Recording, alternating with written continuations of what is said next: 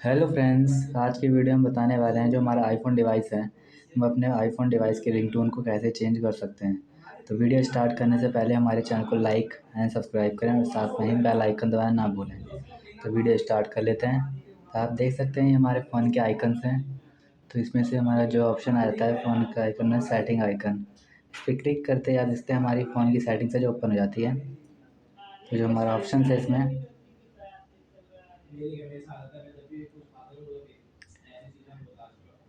जो हमारा ऑप्शन आ गया इसमें साउंड एंड हैप्टिक्स, इस पर क्लिक करेंगे तो हमारे पास ऑप्शन से आते हैं जिसमें हमारे पास ऑप्शन आ रहा है रिंग टून्स। इस पर क्लिक करेंगे तो ये हमारी जो रिंग टून्स है आप देख सकते हैं रिंग टून्स, इसमें से किसी भी रिंग टून्स को हम सेट कर सकते हैं।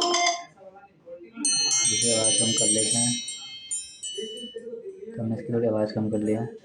देख सकते हैं इसमें अलग अलग प्रकार की रिंग टून्स आ रही है।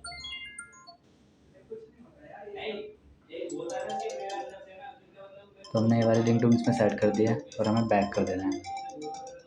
बैक करते ही जो हमारे फ़ोन में रिंगटोन है ऑटोमेटिकली सेट हो जाएगी। देख सकते हैं इसमें सर्किट ना की रिंगटोन हमारे फ़ोन में सेट हो चुकी है।